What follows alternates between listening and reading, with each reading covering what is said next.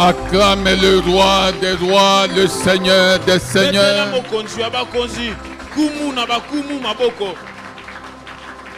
Acclame le roi des rois, le Seigneur des seigneurs. Accueille le Saint-Esprit. Accueille le Saint-Esprit. Acclame le Père Céleste là où tu es. Que quelqu'un dise gloire, gloire, gloire à Jésus. Avant de t'asseoir, dis à la personne qui est à côté de toi, sais-tu qui t'a réveillé ce matin?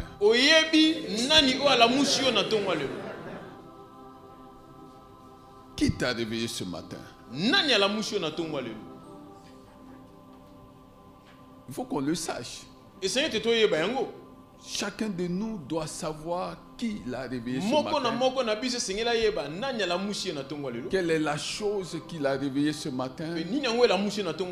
Quelle est la personne qui t'a réveillé ce matin? Bien-aimé,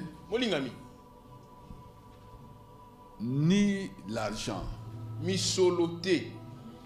ni les relations de ce monde, ni la position sociale, rien de tout cela ne pouvait te réveiller. Alors, si tu comprends pourquoi et par qui tu as pu te réveiller ce matin, tu devrais avoir une autre attitude quand il s'agit d'acclamer Jésus.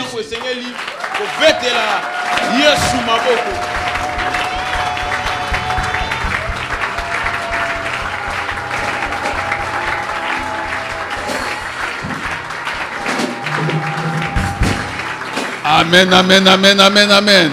Amen. Cette attitude est une attitude de reconnaissance. Si tu ne peux pas donner à Dieu les choses de ce monde, tu peux à tout le moins lui rendre des actions de grâce. Et c'est ce que Dieu demande, c'est ce que Dieu attend de chacun de nous. Alléluia. Assis-toi, s'il te plaît, je commence par là. Et je te montre quelque chose avant d'entrer dans le vif du sujet. Le Saint-Esprit nous conduit dans 1 Pierre.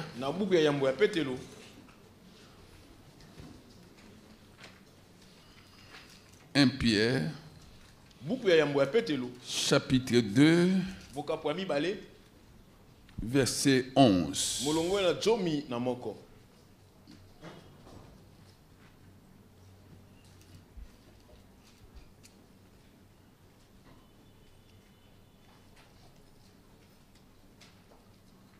Écoutez ces choses.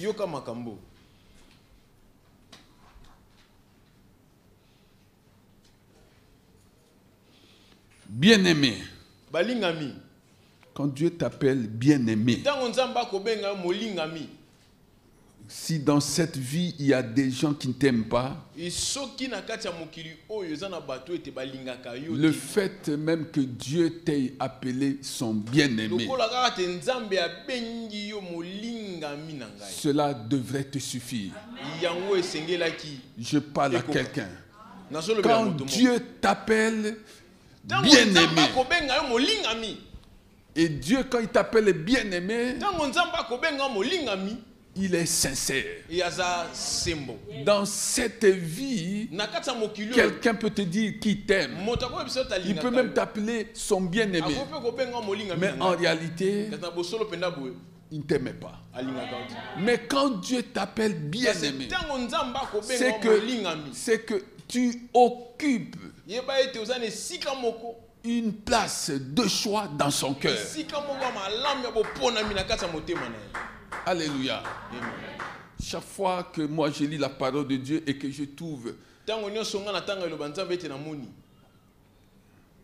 ce mot-là, bien-aimé, Cette expression-là, bien-aimé, je tressaille de joie. Au moins je sais, il y en a un qui m'aime.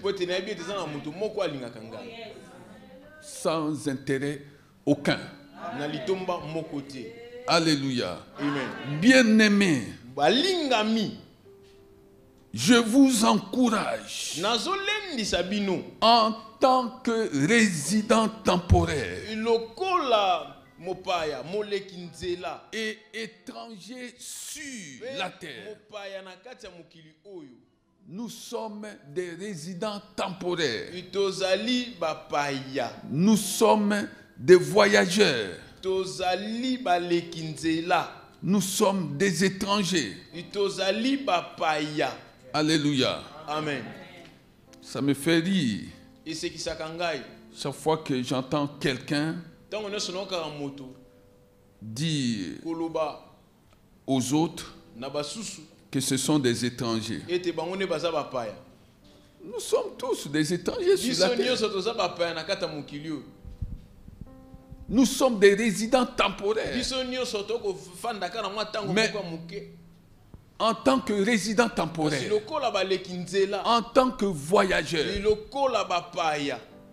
comment chacun de nous passe-t-il son voyage sur cette terre?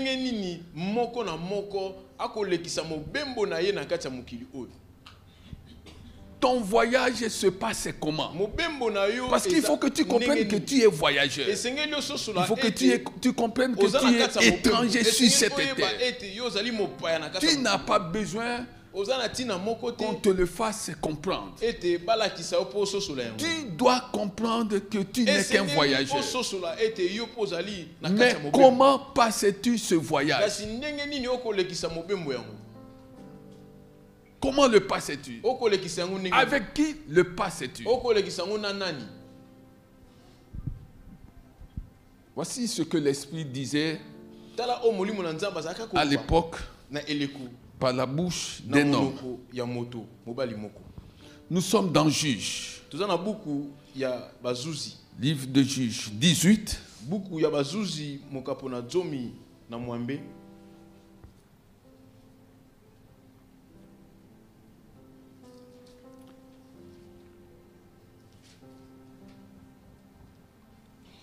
Juge 18 à partir du verset 4.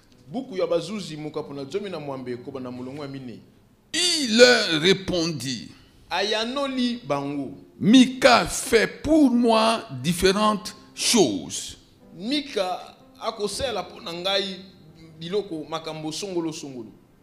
me donne un salaire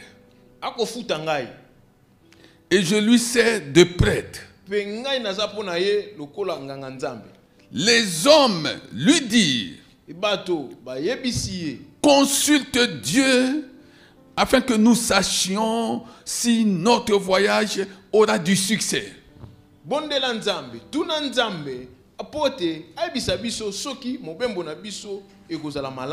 Le prêtre leur répondit, allez en paix. Le voyage que vous faites,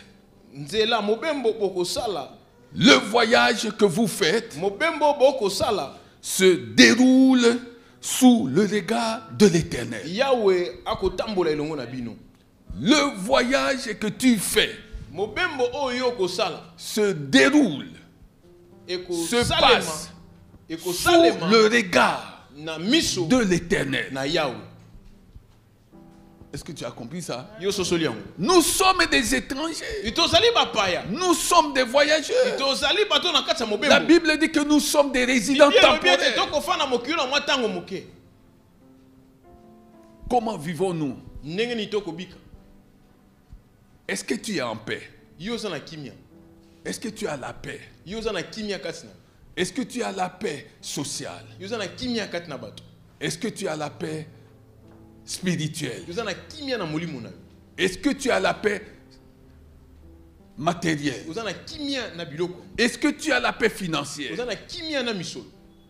Est-ce que tu as la paix sentimentale? Parce que la Bible dit, va en paix. Et Jésus-Christ, après sa résurrection, c'est la première parole qui est sortie de sa bouche quand il rencontra ses disciples. Que la paix soit avec vous. La paix en tout point de vue. Et ici, l'Esprit dit que tu voyages. Mais il faut que ce voyage, pour que la paix t'accompagne, il faut que ce voyage soit sous le regard de l'Éternel. Quand ton voyage est sous le regard de l'Éternel, tu échapperas même au piège de l'ennemi. Quand ton voyage est sous le regard de l'Éternel, même là où les gens sont convaincus que tu vas échouer, les gens seront surpris que celui qui devait échouer a réussi. Quand ton voyage est sous le regard de l'Éternel, personne ne peut toucher à un seul cheveu de ta tête. Alléluia. Amen. Quand ton voyage est sous le regard de l'Éternel, il y aura certes des ordres qui vont quitter le monde des ténèbres contre toi. Le monde des ténèbres va donner des ordres contre toi. Mais la Bible dit que ces ordres seront sans effet. Quand ton voyage est sous le regard de l'Éternel, le monde des ténèbres va échafauder des plans contre toi. Le monde des ténèbres va former des plans. Parce que la spécialité du diable, c'est aussi de s'attaquer à ses enfants, aux enfants de Dieu. C'est ça sa spécialité. S'attaquer aux enfants de Dieu. Alors, quand bien même l'ennemi s'attaquerait à toi, mais si ton voyage est sous le regard de l'Éternel, les projets du diable seront à tout moment anéantis. Et il se demandera, qui est-il? Qui est-elle? Nous avons tout essayé, mais sans succès. Nous avons cru qu'il n'allait pas se réveiller ce matin, mais il s'est réveillé. Nous allons cru que nous allons le bloquer dans cette situation, mais il en est sorti. Il en est sorti pourquoi? Parce que son voyage terrestre est sous le regard de Dieu. Et celui qui te touche, touche la prunelle des yeux de l'Éternel. Alléluia. Bien-aimés, vivons dans l'assurance. Pour que nous vivions dans l'assurance, il y a un ordre. Un seul ordre. Et j'aimerais que quand tu vas sortir d'ici, tu retiennes ça. Je voudrais ce matin te parler sur les arrêts de la cour céleste. Ce ne sont pas des mibeko. Les arrêts. Ah oui. J'aimerais te parler rapidement ce matin sur les arrêts. Les arrêts de la cour céleste. Il y a des choses que le Seigneur a arrêté pour tout cela qui lui appartient. Il a arrêté. Ce sont des arrêts. Ce sont des résolutions. Ce sont des décisions que Dieu a prises en faveur des siens. Et personne ne peut s'y opposer.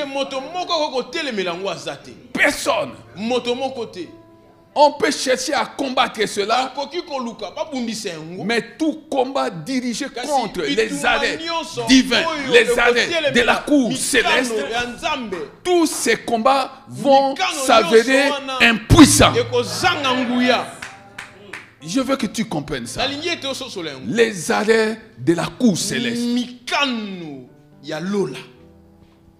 Alléluia. Amen. dans des situations difficiles, le Seigneur a pris des arrêts en ta faveur. Dans des moments difficiles, tu dois savoir qu'il y a un arrêt du Seigneur en ta faveur.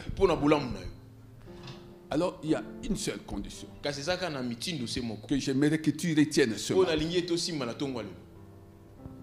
Alléluia. Amen.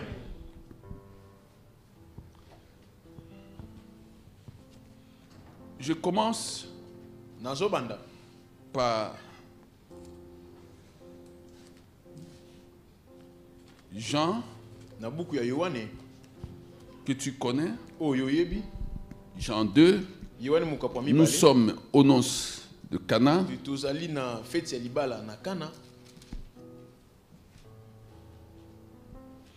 Jean 2.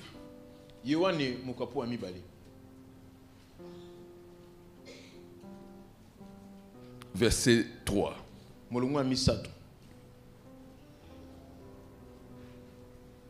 Comme le vin venait à manquer,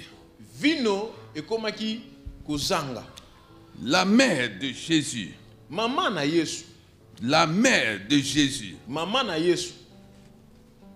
la mère de Jésus, bien-aimé, dans cette vie,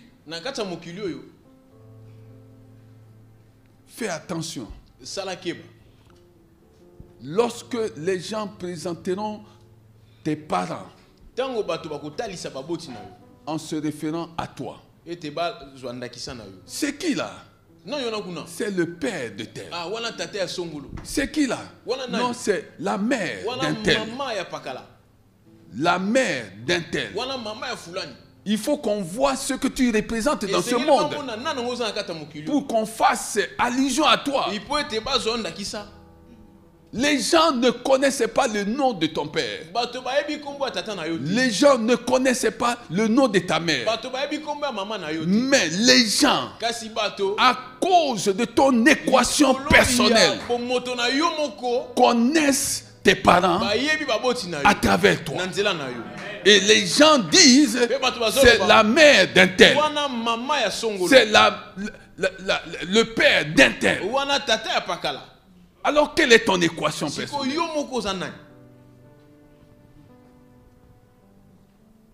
C'est la mère de Jean-Baptiste. Parce que Jean-Baptiste, c'est quelqu'un dont les œuvres ne sont plus à démontrer. Ses bonnes œuvres sont connues. Ah, c'est le père de Pierre. Parce que Pierre est devenu un modèle pour les autres. Il est devenu une référence pour les autres. Est-ce que quelqu'un me comprend? Fais attention. Lorsque les gens se référeront à toi comme pour identifier tes parents, qui es-tu? Qu'est-ce que tu as de particulier par rapport aux autres, mais en bien? Qu'est-ce que tu as de particulier? La Bible dit que la mère, et c'est là où est née une grande controverse, une mauvaise interprétation de la parole de Dieu. Pourquoi, si cette dame ne valait pas grand-chose, pourquoi avons-ils parlé de cette dame?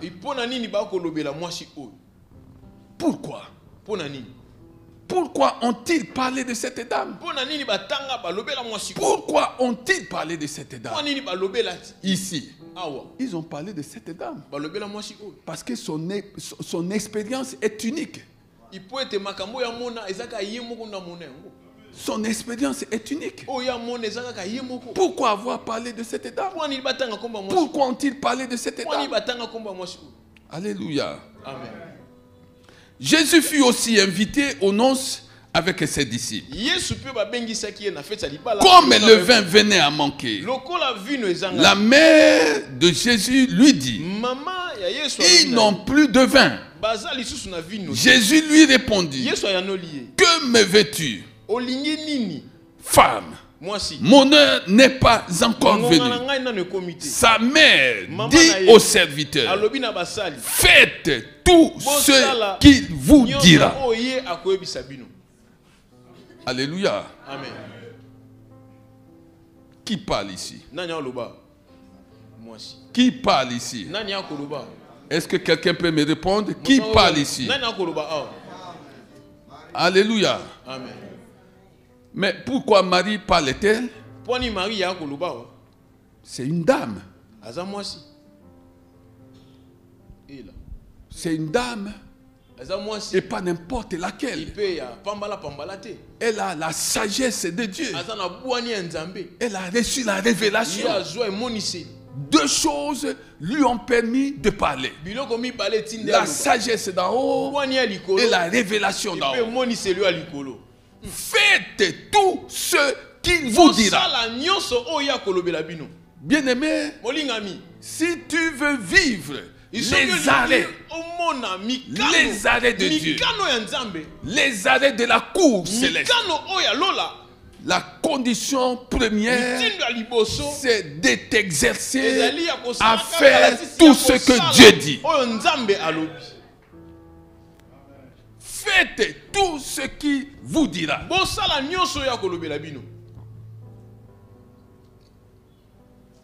Sans murmure, sans discussion. Qu'est-ce que j'ai dit? Faites tout ce qu'il vous dira. Tout ce qu'il vous dira. Faites-le. C'est ça la difficulté des chrétiens. Alléluia. Amen. Faites tout ce qu'il vous dira. Bien-aimé, c'est la clé. Si tu as compris cette clé, tu as tout compris. Est-ce que dans ta vie, tu fais tout ce que Dieu te dit? Il y a des moments où le Saint-Esprit te sollicite pour agir dans un sens tout comme dans un autre. Et après tu te dis, Dieu connaît ma situation. C'est pas Dieu. Ce sont mes pensées. Parce que tu vois l'étendue de la demande. Et tu te dis, Dieu ne peut pas te demander ça. Mais Dieu sait que je n'ai que $20. Mais Dieu sait que je n'ai que $100. Comment Dieu peut-il me dire de donner les $100 que j'ai? Comment Dieu peut-il me dire de donner tout ce que j'ai?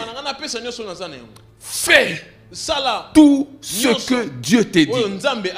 Et quand tu le feras, il faut apprendre ce que dit Philippiens 2, 14. Ah oui. Philippiens 2, 14 dit ceci. Alléluia. Amen. Faites tout sans murmure ni contestation, afin d'être irréprochable et pur, des enfants de Dieu sans défaut au milieu d'une génération perverse et corrompue. Sans murmure ni contestation. Alléluia. Amen. Faites Marie, dont la vie était marquée par la sagesse. Le Saint-Esprit est venu sur elle. Et c'est le Saint-Esprit qui lui a donné cet enfant. Elle a été marquée, elle a été empreinte de sagesse et de révélation. Elle savait que Jésus était différent de tous les enfants. Il était plus qu'un enfant. Elle le savait. C'est pourquoi elle va dire aux serviteurs de faire tout tout ce que Jésus allait leur dire. Bien-aimé, si tu veux mener une vie complètement transformée, fais ce que Dieu dit. Si tu veux mener une vie construite sur des fondements solides, fais ce que Dieu dit. Si tu veux mener une vie accompagnée des preuves comme quoi tu es réellement devenu enfant de Dieu. Une vie de démonstration où tu ne parles pas seulement des choses. Quand tu parles de foi, on te voit dans la foi pendant les moments difficiles. Quand tu parles de richesse, on te voit dans la richesse. Quand tu parles de force, c'est Dieu qui te fortifie et les gens voient que même si tu étais fatigué, quand tu te mets debout, la force de Dieu vient sur toi. Quand tu parles de sagesse, que les gens voient ta sagesse qui n'est pas terrestre mais qui est céleste. Quand tu parles d'amour, que cela ne soit pas de la théorie. Parce que l'amour s'accompagne toujours des œuvres. Quand tu parles de ces choses, que les gens assistent à la démonstration de tout ce que tu dis. C'est-à-dire que les gens aient des preuves que ce que tu dis est vrai. Parce que ce que tu dis, il le voit à travers toi. Alléluia. Amen.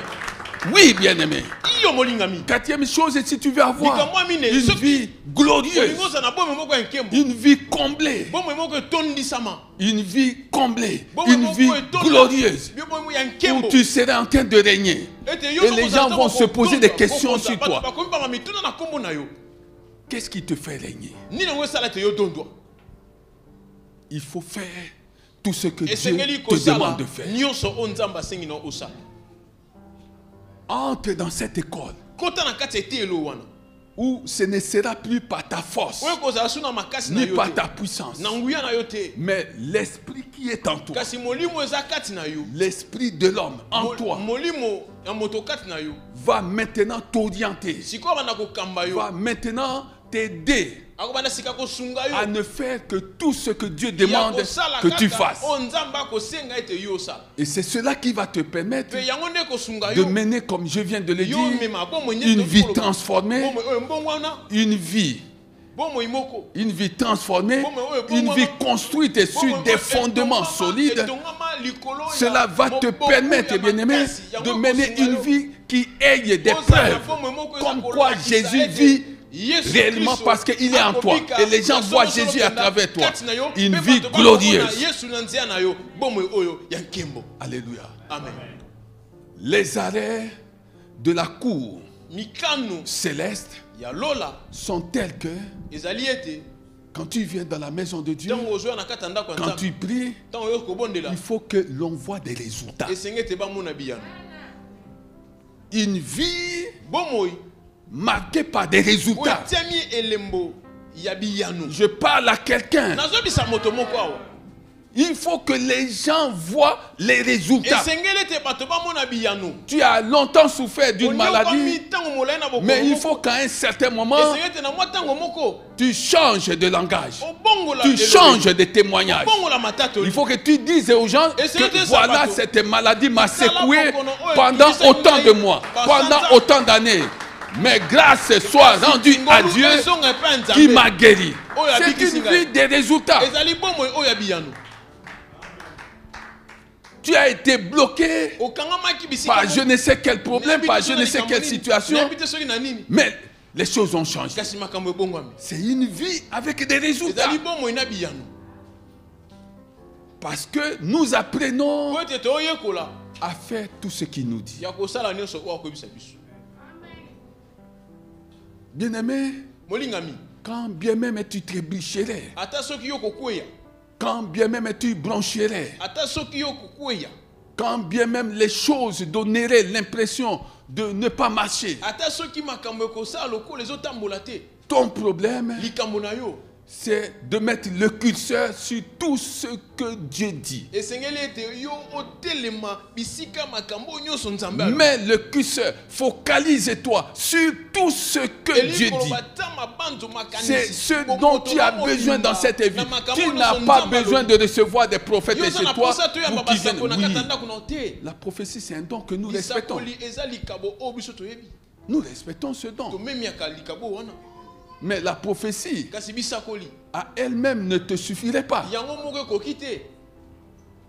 Si tu ne peux pas apprendre à faire tout ce que Dieu dit, celui qui écoute la parole de Dieu doit la mettre en pratique. Si tu écoutes la parole de Dieu, demande à Dieu de t'accorder la grâce de la mettre en pratique. Et en mettant la parole de Dieu en pratique, qu'est-ce qui va se passer? Ta vie va changer. Quand ta vie va changer, qu'est-ce qui va se passer? Les gens vont voir des résultats. Les gens vont voir que tu n'es plus la même personne. Et par conséquent, ton témoignage va changer. Alléluia. Amen. Il faut que les gens à un certain moment te regardent et disent ça, il n'y a que Dieu qui pouvait faire ça. Comment est-il sorti de cette situation? Non. Dieu est avec elle. Dieu est avec elle. Parce que cette situation, il n'y a que Dieu. Il n'y a que Dieu. Il n'y a que le doigt de Dieu qui pouvait faire ça. Il n'y a que la main de Dieu qui pouvait faire ça. Bien-aimé, c'est ça. C'est de cela que je parle. Si tu deviens conscient de l'existence des arrêts de la cour céleste pour toi, si tu deviens conscient qu'il y a des choses que Dieu a arrêtées en ta faveur en t'envoyant dans ce monde, il y a des choses que Dieu a arrêtées en ta faveur dès lors que tu es devenu son fils, dès lors que tu es devenu sa fille. Si tu deviens conscient de tout ça, tu comprendras ce que la Bible dit, que toute la création attend avec un désir ardent la révélation des fils de Dieu. Oui, bien-aimé, tous tes voisins, tes amis, même ceux de ta famille, attendent de voir si ta vie est en train de changer en bien ou pas. Si les choses sont en train de bouger en bien ou pas. Les gens attendent si tu es toujours la même personne ou pas. C'est ça que les gens attendent, même s'ils ne te le disaient pas. Est-ce que tu comprends? Amen. Alors, Bongo, à l'époque de Joseph, nous sommes dans Genèse 41, verset 55. Écoutez ça. Quand toute l'Égypte commença aussi à avoir faim. Quand toute l'Égypte commença aussi à avoir faim,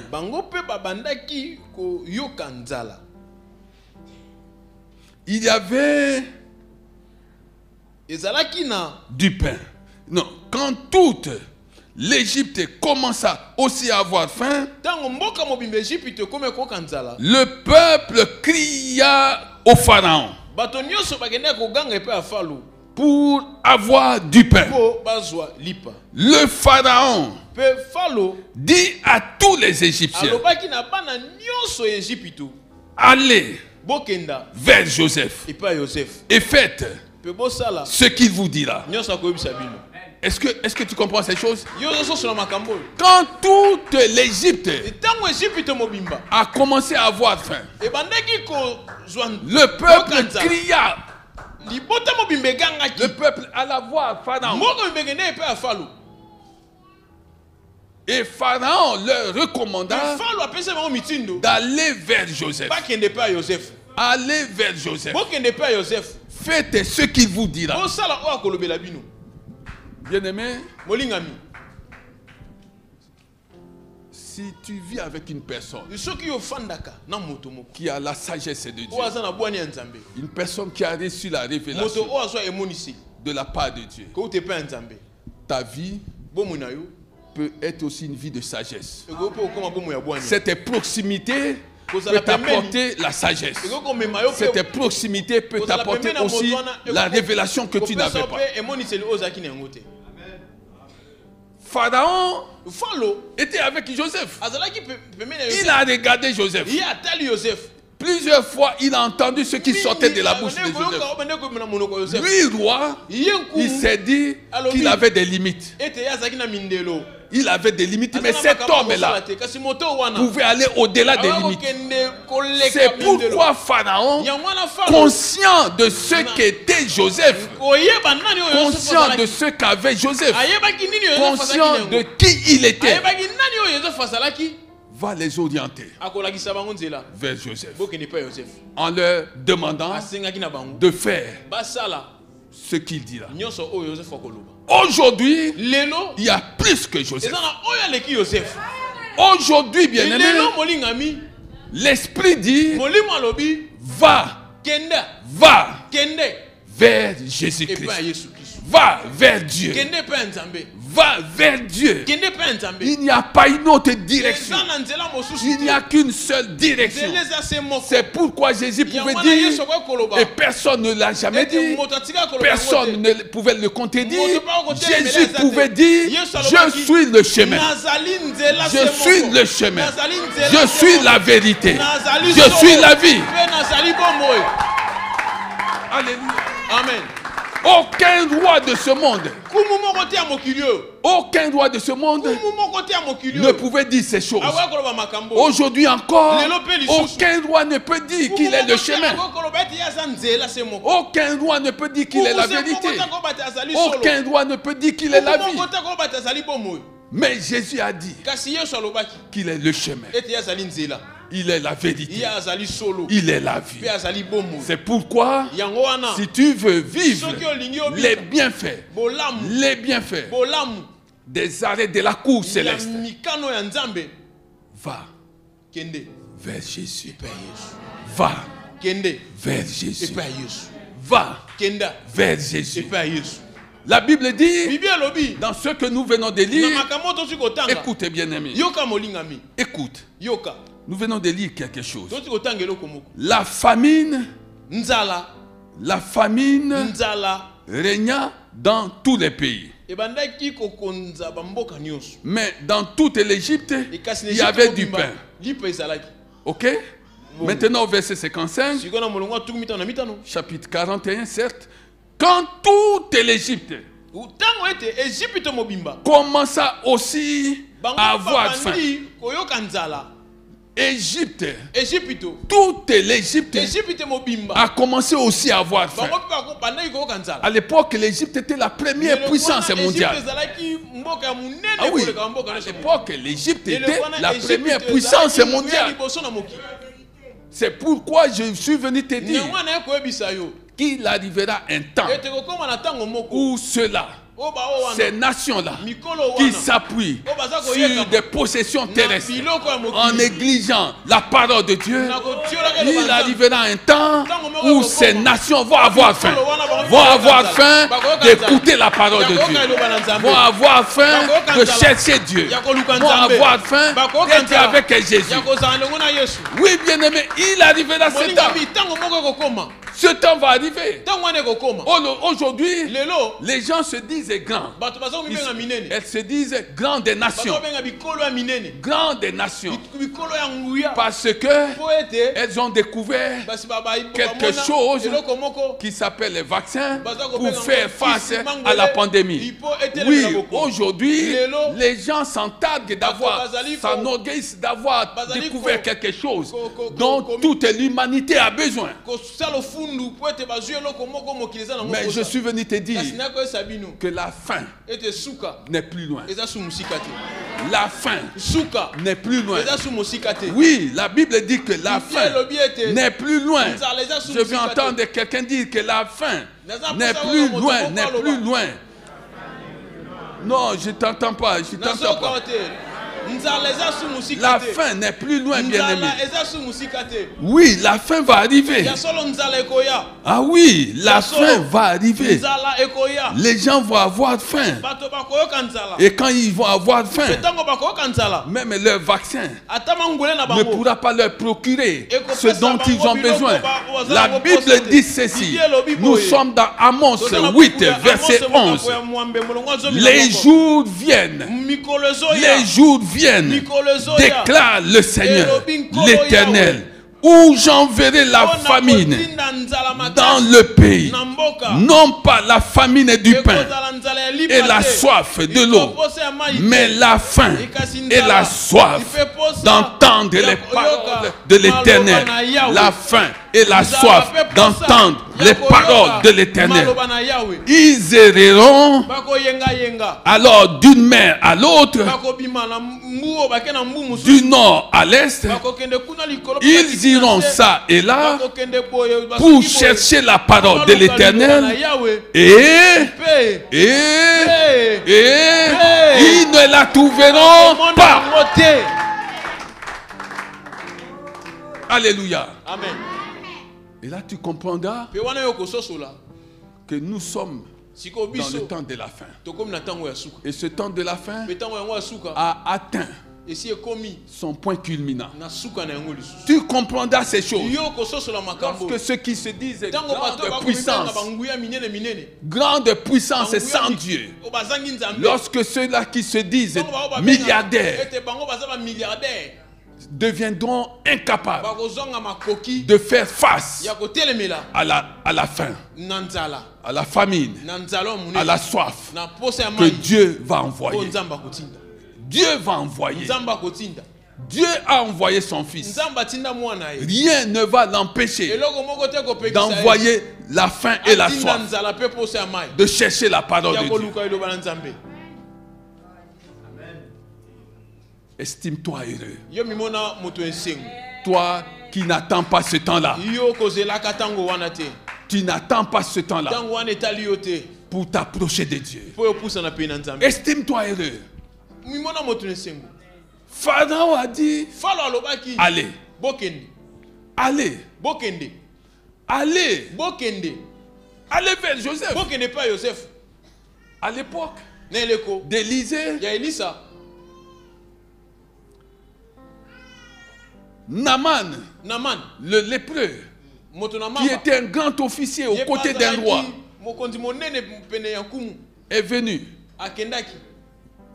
vers Élisée parce qu'il avait un problème. Et ce problème n'avait pas été résolu jusque-là. La médecine s'est avérée incapable de résoudre ce problème. Il avait un problème de lèpre. Il est venu voir Élisée. Élisée ne l'avait pas reçu. Élisée va lui dire, va, jette-toi. Jette-toi aux eaux de va te jeter là-bas. Oh, je dois aller. Mais cet homme ne m'a même pas reçu. Comment il me demande, moi, grand officier, d'aller me jeter dans ces eaux-là? Alléluia. Bien-aimé, Dieu confirme la parole de son serviteur. Dieu met à exécution les décisions de ses messagers. Ah oui, lis Ésaïe 44, 26. Tu comprends ces choses. Dieu confirme les paroles de son serviteur. Dieu met à exécution les décisions de ses messagers. Il va te jeter là-bas. Il n'avait pas besoin de le voir. Il avait besoin de lui faire savoir l'autorité de la sagesse, l'autorité de la révélation qu'il avait reçue de la part de Dieu. Parce que cet homme parlait de la part de Dieu. Il n'avait pas besoin de le toucher. Il avait besoin de libérer la parole qui allait le sauver. Alléluia. Amen. Alléluia. Amen. Alors nous sommes dans un autre environnement. Toujours avec Élisée et ses disciples. Ils avaient emprunté. Ils avaient emprunté une hache de la part de quelqu'un. Ils avaient emprunté ça à quelqu'un. Maintenant, ils ont perdu le fer dans l'eau. Ils sont venus dire à Élisée, voici ce qui nous est arrivé. Oh, est-ce que tu comprends ces choses? Acclamez le Seigneur Jésus. Acclamez le Seigneur Jésus. Acclamez le Seigneur Jésus. Je voudrais te dire quelque chose avant de terminer. Acclamez le Seigneur Jésus.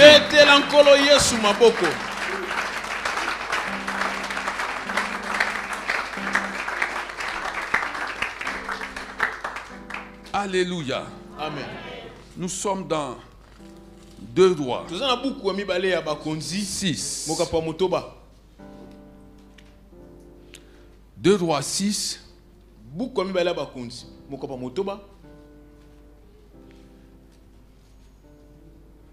Verset 4.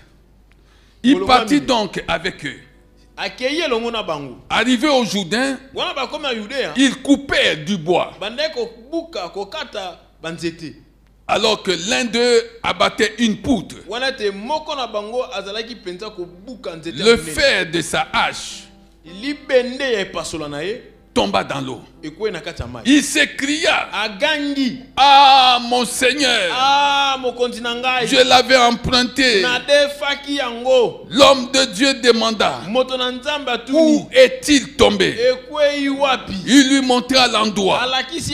Alors Élisée coupa un morceau de bois, le jeta à la même place et fit ainsi surnager le fer. Puis il dit, prends-le. Il tendit la main et le prit. Alléluia. Amen.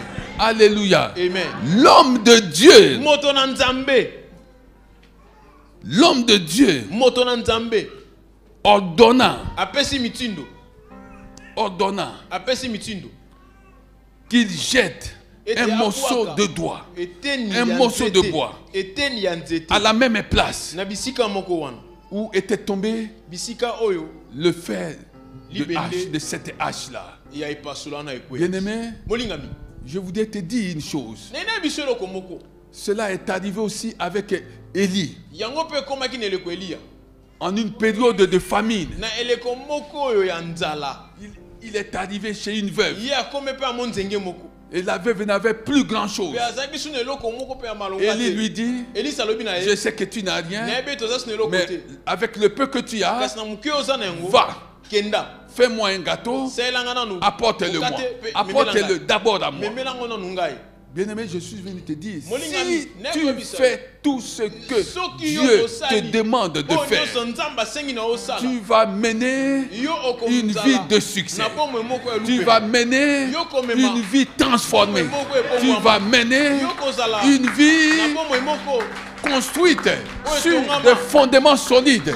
Tu vas mener une vie glorieuse. Tu vas mener une vie avec des preuves. Comme quoi tu es avec Dieu. Parce que même si tu perdais des choses, si Élisée a fait surnager le fer, Élisée a fait surnager le fer, même si tu faisais, même si tu perdais des choses, Dieu, Jésus-Christ, a le pouvoir, a l'autorité de faire surnager, tout ce que tu as perdu. Il a l'autorité de faire surnager même ce dont tu as besoin. Il a l'autorité de faire surnager tes ambitions englouties par tes détracteurs. Oui, tu as des détracteurs, tu as des adversaires, tu as des adversaires, des gens qui n'en veulent pas, des gens qui t'en veulent, des gens qui n'en veulent pas ton succès. Ils ont tout fait pour t'étouffer dans tes ambitions, pour que tu n'ailles pas de l'avant. Je suis venu te dire une seule chose, un seul secret, une seule clé. Fais ce que Dieu te demande de faire. Fais ce que Dieu te demande de faire. Et Dieu, le Dieu qui n'a pas changé, va faire surnager. Va faire surnager. Va faire surnager. Va faire surnager ce que on avait étouffé. Le Dieu de paix, le Dieu de révélation va faire surnager ces choses. Je parle à quelqu'un. Maintenant, je voudrais terminer. Je voudrais terminer en te montrant quelque chose.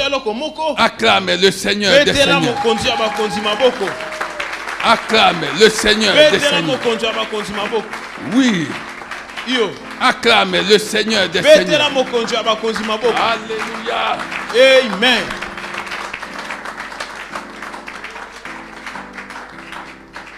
Amen, amen, amen. Amen. Nous sommes dans Luc. Luc 17, verset 11. Alors qu'il se rendait à Jérusalem, Jésus passa entre la Samarie et la Galilée. Comme il entrait dans un village.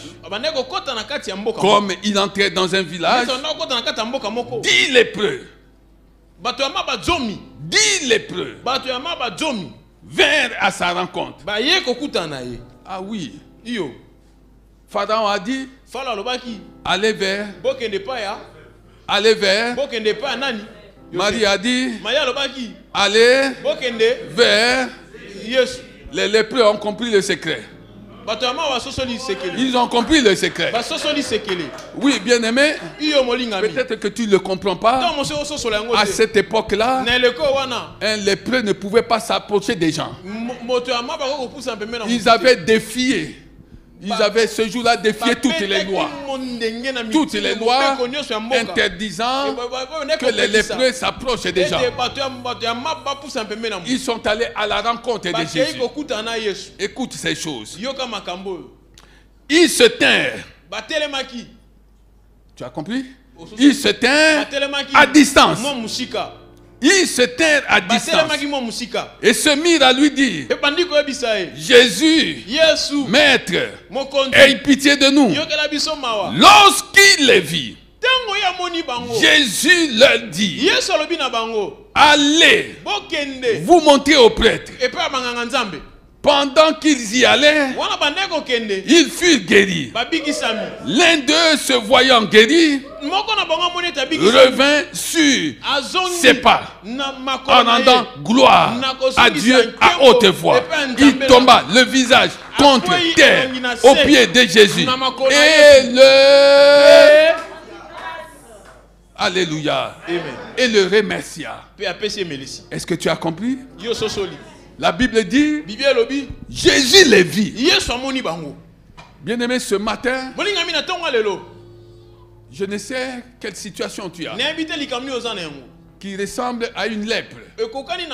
C'est-à-dire qu'une situation qui tarde à te quitter.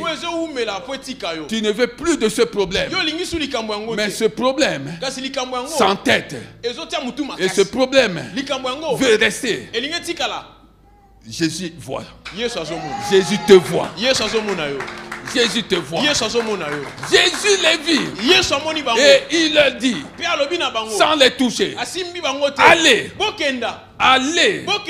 Allez faire quoi? Allez vous montrer au prêtre, au sacrificateur. Bien aimé, cet arrêt-là, cette ordonnance-là, divine, qui consistait d'aller. Aller, c'est une ordonnance, c'est un arrêt qui s'accompagne de l'autorité de Jésus, qui s'accompagne de la vie de Jésus, qui s'accompagne de la puissance de Jésus. Il a dit allez. Quand Jésus te dit va en paix, même si tu vois encore le problème, sache que le problème du côté de Dieu est déjà réglé. Est déjà réglé. Le problème était déjà réglé. Il dit allez, quelle que soit la situation que tu as, va. Il a vu, il a accompli la situation. Et il a ordonné que tu t'en ailles. Et si tu t'en vas, tu vas avoir des résultats. Maintenant, alors qu'ils étaient en chemin, ils se sont aperçus que la situation avait changé.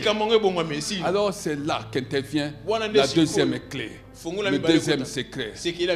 Le premier secret, nous avons dit, faites tout ce que le Seigneur dit. Le deuxième secret, rends des actions de grâce. Remercie Dieu. Pourquoi tu ne veux pas remercier? Tu étais en train de pleurer. Dieu t'a béni. Dieu t'a béni. Dieu te bénit. Tu commences à faire des calculs. Tu commences à dire, oh, quelle bénédiction. Si je donne autant à Dieu, oh, c'est quand même beaucoup. Bon, Dieu comprend. Hein? Bon, je vais donner le tiers. Tu n'as pas compris. Tu es toi-même en train de te bloquer. Tu as cherché la chose. Et Dieu t'a donné la chose. Remercie Dieu en lui donnant sa part. Donne à Dieu sa part. Pourquoi veux-tu te bloquer? Pourquoi te laisses-tu dominer par ce que tu n'avais pas, par ce qui t'a été donné? Ce qui t'a été donné par Dieu t'a été donné pour qu'à ton tour tu le donnes gratuitement à ceux-là qui en ont besoin. Dieu a besoin que tu reconnaisses que la bénédiction que tu as reçue, c'est lui qui te l'a donnée. Alors fais tout ce que Dieu te dit. C'est la première clé. La deuxième clé, rends grâce à Dieu, remercie Dieu, et tu serais en train de savourer les bien fondés, les avantages et des arrêts de la cour céleste. Si tu as été béni, acclame le Seigneur des Seigneurs. Acclame le Seigneur des Seigneurs. Acclame le Seigneur des Seigneurs. Alléluia. Amen. Notre programme continue. Alléluia. Amen. Nous sommes dans notre 3e semaine de séminaire. Le Seigneur me dit que tu dois témoigner. Le Seigneur dit que ce mois de septembre est un mois neuf. Tu ne comprends pas. Tu ne comprends pas. Un mois neuf. Avec de nouvelles choses. Ce mois, il faut que tu témoignes pendant ce mois. C'est pourquoi le Seigneur demande par la grâce qu'il nous accorde que l'enseignement soit dispensé avec intensité pour que tu mènes une vie complètement transformée. Une vie reposant sur des fondements solides. Une vie où les gens vont voir des preuves que ton Jésus là vit. Que ton Jésus là est vivant. Il faut que tu mènes une vie glorieuse. Alléluia. Amen. Acclamez Jésus. Betela Yesu maboko.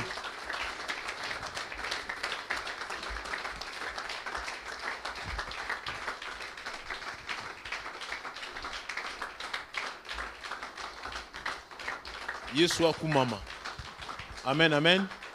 Sans plus tarder, tu as mandé qu'on soit côté pour n'embana liboso. Ce que ça embana liboso ko sangana na biso. Et si ko zaito sengi no ka opepa loboko, tu as de la valeur à nos yeux. Voilà, gloire au Seigneur, gloire à Jésus. Est-ce que l'ingomba toyo kobetele Yesu Kristo maboko pona bandeko na biso bakoti awa pona mbala bangwa liboso. Nzambe akumama tuyambi bino na kombo na Yesu Kristo. Tulingi bino na bolingo na tata Nzambe. Yango na tusengi na bino na suka mengani. Bobi mana lombango te. Boya kofanda liboso awa. Molinga mimoko akoya koyamba bino na kombo ya lingomba mobimba. Akoyesa biso, akoyesa bino nini tusalaka awa, ndenge nini makambo etambolaka na kati ya ndako oyo. Tobetela lisusu Yesu Kristo maboko.